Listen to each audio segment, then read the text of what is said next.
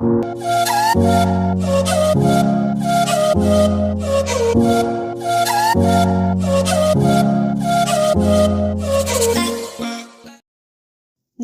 दोस्तों, आप सभी का स्वागत है हमारे YouTube चैनल आपका सलाहकार में। मैं आपकी सलाहकार Heena Kausar, MSc plant pathology from GB Pant university of agriculture and technology.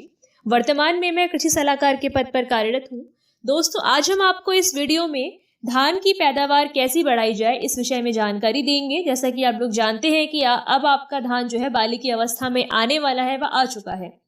तो इस समय क्या प्रबंधन किए जाएं, किस प्रकार के कीटनाशी, फफूंदीनाशक व उर्वरक का प्रयोग करें ताकि आपके धान चमकदार, वजनदार व अच्छी क्वालिटी के हों, साथ ही आपको अच्छी पैदावार प्राप्त हो। तो दोस्तों, वीडियो शुरू करने से पहले आप सभी लोगों से अनुरोध है, यदि आपने हमारा YouTube चैनल सब्सक्राइब नहीं किया है तो आप हमारे YouTube चैनल को सब्सक्राइब करें।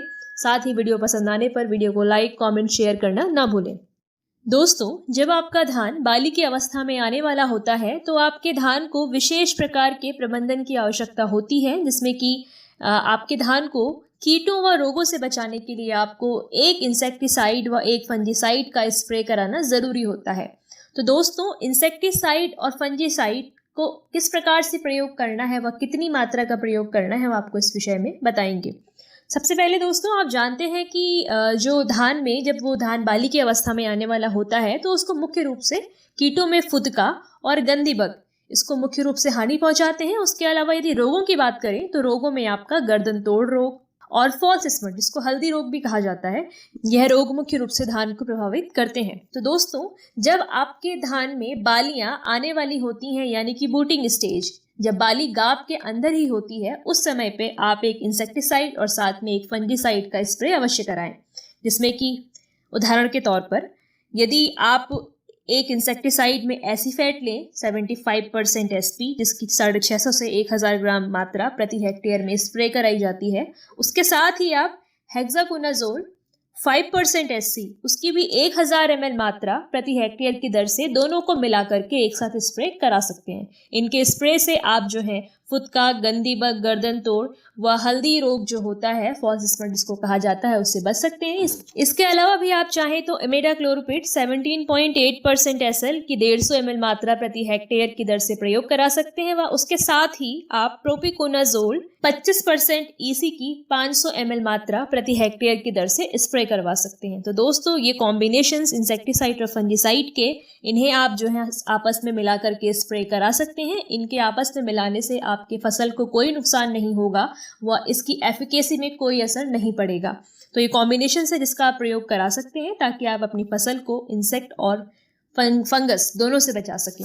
अब बात करते हैं कि जब धान में बालियां आ जाती हैं, यानी कि जब बालियां आ चुकी हैं और फूल, यानी कि जो फूल लगे हुए होते हैं वो फूलों की अवस्था निकल चुकी है, उस कंडीशन में किस प्रकार के उर्वरक का प्रयोग किया जाना चाहिए। तो दोस्तों, उस समय में आपको मुख्य रूप से पौधे को फास्फोरस और पोटेशियम की बहुत ज़्यादा आवश्यकता होती है। बालियां आने के टाइम पे पौधे को नाइट्रोजन की आवश्यकता नहीं होती है, तो हमेशा ट्राई करें कि आप नाइट्रोजन का जो है प्रयोग बाली आने से पहले ही ख़त्म कर चुके हों। दोस्तों, इसके लिए इसमें जब आपकी बालियां आ चुकी हैं और फूल की अवस्था निकल चुकी है, उस टाइम पे आप चाहें तो 0-52-34 ये कॉम्बिनेशन आता है, जिसमें फास्फोरस 52% और पोटेशियम आपका 34% होता है। इसकी 2.5 किलोग्राम मात्रा प्रति हेक्टेयर के दर से 500 लीटर पानी में घोल बना के स्प्रे करी जाती है। इन केस यदि आपको 0-52-34 नहीं मिलता है तो उसके अलावा आप चाहें तो 0-0-50, जिसमें पोटेशियम की 50% मात्रा होती है, इसका प्रयोग भी करा सकते हैं। इन दोनों के साथ ही इनमें से किसी एक का चयन करते हुए, या तो 0-52-34 या 0-0-50 का, उसके साथ ही आप चाहें तो सल्फर, यानी कि सल्फर 80% WP की भी आप चाहें तो 500 ग्राम मात्रा प्रति हेक्टेयर के दर से उसमें मिलवा करके स्प्रे करा सकते हैं। तो दोस्तों, फास्फोरस और पोटेशियम दाने के भराव में महत्वपूर्ण रोल अदा करते हैं। इनकी आवश्यकता पौधे को बालियां भराव में होती है। तो अवश्य ध्यान रखें, जब आपकी फसल बाली अवस्था में हो तो पोटेशियम और फास्फोरस की आपूर्ति आप प्रॉपर तरीके से करें। इस तरह से प्रबंधन करने से आपके जो धान है वह आपकी पैदावार है वो आपकी रोग और कीट से रहित होगी, साथ ही उसमें चमकदार व अच्छा उत्पादन आपको प्राप्त होगा।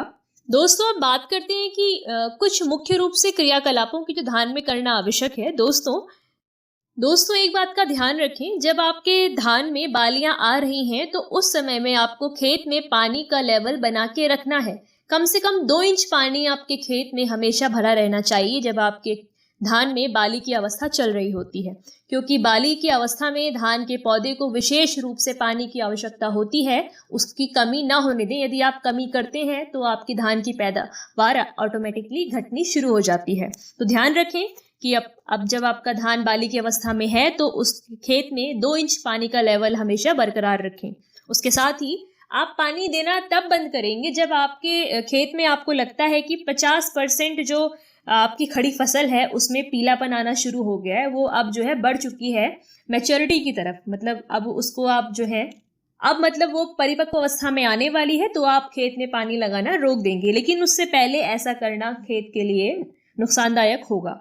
दोस्तों अब बात करते हैं कि हमें स्प्रे किस टाइम करना चाहिए और किस टाइम हमें इसको नहीं करना चाहिए। दोस्तों हमेशा ध्यान रखें कि जो इंसेक्टिसाइड और फंगिसाइड का स्प्रे है वो बालियां जब गाभ में हो या निकल रही हो उस टाइम पे ही आपको करा देनी है। उसके बाद यानी कि जब बालियां आ चुकी हैं, वो उसमें फूल लगे हुए होते हैं, उस टाइम पे किसी भी इंसेक्टिसाइड या फंगिसाइड का स्प्रे आप ना करें।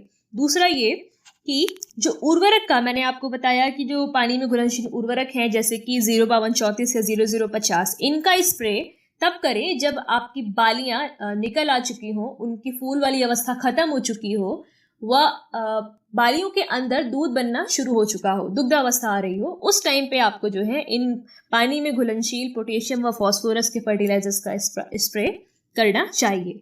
तो दोस्तों ये कुछ महत्वपूर्ण जानकारी हमने आप तक पहुंचाई है। आशा करते हैं कि आपको ये जानकारी पसंद आई होगी। एक बार आपसे फिर निवेदन है कि आप हमारे इस YouTube चैनल को ज़रूर सब्सक्राइब करें। तब तक के लिए धन्यवाद। नमस्कार।